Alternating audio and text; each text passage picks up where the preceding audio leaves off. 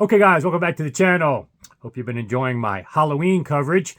I know it's not the stereotypical audiophile stuff people like, but this channel is mainly just for me to chronicle my life, and I really don't pay attention to the vanity metrics so much. But also, sometimes there's some things you can learn from the stuff I upload. I know I learned some stuff just last night, rockabilly music. I started thinking about it. So good live, very casual band, but I realized that music in that genre, in that age, the 50s and stuff, that was meant to be experienced live. There wasn't streaming. There wasn't even that much high-end audio. So there's often more, even if you don't like the music, there is some takeaways that you can get from all of these videos that I upload that aren't audiophile gear, like the normal audiophile channel. And the YouTube stuff, that's fear. I got it. Edgar attended a AES seminar with the guy that did the Sphere sound system. So Edgar now is even more up to date on what they're doing, particularly in that thing. And then he's going to do a Zoom with me and share with you, very similar to the same kind of arrays that Edgar worked on, and he was very impressed with this individual. And let me tell you, Edgar is not easily impressed. If he tells me that, it's very rare. So I'll have that in the future. But what I wanted to do is finish up my Toronto Audio Fest coverage. And when I did my 30-minute sit-down wrap-up, I didn't edit anything. I just talked for 30 minutes, and I thought I caught everything. But one thing I wanted to talk about, and a lot of people ask me about, is the PS audio speaker. And I've heard it now a couple times, Expona, and now at Toronto. And this was the FR20, which is probably the sweet spot for most people's both budget and the right size speaker for most rooms. And I thought it was very good. I thought it was better than Expona, where the noise floor, and I never really got a feeling in the sweet spot that I was hearing the potential of that speaker. So I didn't really comment too much on it, if you remember. But this time I went, first time they weren't playing it. He said he'd play it first thing in the morning. We got there first thing, so the noise floor would be low. He played, I got the center spot. He played stuff just for us and rotated a few songs. And I got a much better impression of the speaker. And so I wanted to give just my thoughts on that because a lot of people have asked. And it's a popular brand. I mean, it's one of the most popular brands out there. They do a lot of different stuff and have a big fan club. So what's my perspective is a common email I get and a question I got firsthand. So normally when you look at a speaker, especially at a show, you can't judge it. And I don't even like normally judging speakers with this audiophile jargon that you hear in all these reviews. Mostly all that is telling me the speaker is not flat, warm, bright. All of these things just come down to tonality. So there's usually some just basic metrics I look for. Flat tonality, detail, dynamic, low distortion, full range. If you can evaluate a speaker in all of those and give a good check mark, then I know in my room, in a good room with DSP, you can make it sound different and to your taste. That's what you have to look for. And that's why people primitively go to these shows and say, make knee-jerk decisions on a speaker when they hear it one time, and then they go to another show, all of a sudden they say, oh, it sounded different at this show. Of course, the gear didn't change at all. It's the room. It's how it's interacting with the room. It has to do with setup. If you didn't watch the video I released with Dave and I, that's what we talked about. That should be your priority over all these other things that people are neurotic about and wasting money on, or at least shouldn't be spending money on before taking care of their setup and tweaking things, whether it's DSP, room correction. And so I wanted to get my thoughts on those basic metrics with the PS audio, and that's what I did this time. Now, there's still some nuances other than those categories. Certainly when you hear a plasma tweeter, per se, that will give you a different feeling of the top end, especially if the plasma tweeter is used right.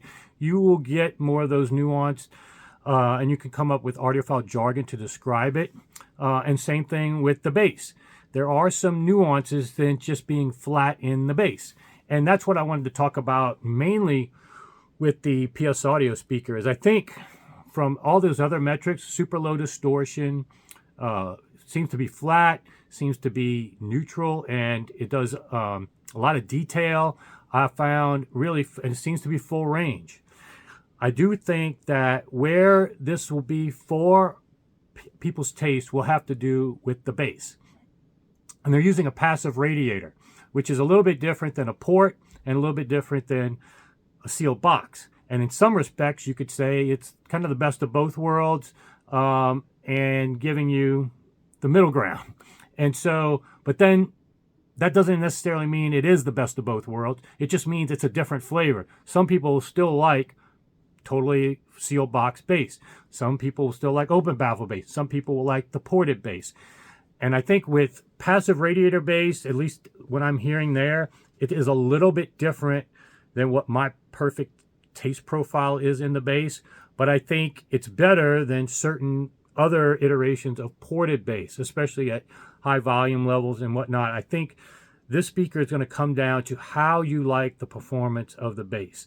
And a passive radiator, and also the bass is loaded pretty low in the speaker. So it goes back to what I was saying. Sometimes when there's a big distance between the mid-range and tweeter and the bass driver is loaded really close to the ground, if they are playing crossed over high enough where they're playing similar frequencies as the mid-range and they're locatable frequencies and they are directional, that will bring down the soundstage. Just the overlap from the parts of where they are is just, that's the way it is.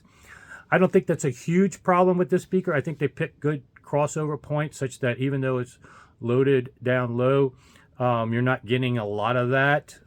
It's still not to my ideal taste of an array or a line source in that respect. But it's still a little bit passive radiator-ish.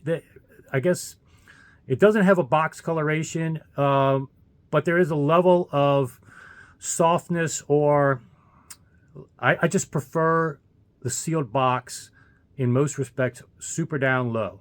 Now, open baffle bass can be very similar to a passive radiator, and a lot of open baffle fans probably will like the bass with the passive radiator in the PS audio, and it doesn't have that port chuffing impact that can be a problem, especially if you have a port and any frequency that's played below that port causes a lot more problems. So I do think a passive radiator, I can see if it's implemented correctly, I think I would like it, rank it above a ported, just in general design.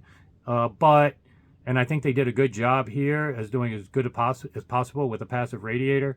But I still think it's going to come down to, do you like sealed box, open baffle, combination hybrid like I do, or this kind of middle ground passive radiator, or traditional box? Sometimes you can get a lot of extension and a lot of bass for bass heads in the ported design. So that's where it's going to come down to. You're going to have to play tracks that you like, play them at the volume that you like, and a seating distance, and see how it interacts with your room. Again, I think the FR20, pretty good price point, very attractive, although with the passive radiator and the way it's designed, I think it's a little bit like some other appliance people keep talking about, air freshener and all these other things it looks like. But if you had seen their prior prototypes, the Arnie Nudell versions with the servo bass and what that thing looked like, they brought it twice to Rocky Mountain Audio Fest. I heard it twice at those shows, the prototypes. First of all, it wasn't good at all. I didn't think, and it looked like it was ragtag, basically barely put together in time for the shows. And it took forever just to get them those two prototypes. I did not like that first one, both in looks and sound. So this is definitely a much better speaker, in my opinion, than their early prototypes. And obviously they did too, because this is what they decided to release. Whether it's going to be for everybody, I think it's going to be a very popular speaker that it will resonate with a lot of people, especially on the mid-range and top end. It'll come down to the bass. If you like that passive radiator bass and how it presents the music and how it interacts with your room and your type of music and your volume, that's where this is. Often with every speaker, it's going to come down to that. Anybody that says this is the best and always better than the others, they really don't understand how sound works. They're just doing primitive stuff to make it pretend like they're authorities. You can't make those kind of judgments. It's a very high quality speaker, like I said, on the metrics of full range, dynamic, neutral, detailed, all of those things. I think it passes. It's just going to be a case of whether it meets your taste, I think, in the bass area. So I just wanted to share that with you because I get that question quite a bit. Lots more to come. In fact, one more video from Toronto Audio Fest, although I might release it before this one. So anyway, it's going to be on that Arc Genesis room correction, which it's going to be a very interesting video. I'll do a little preface to sum it up for you at the front. And then that way, if you can't watch the 1 hour presentation, you'll at least get some macro takeaways. So stay on the lookout for that as well. All right, guys. See you back here soon.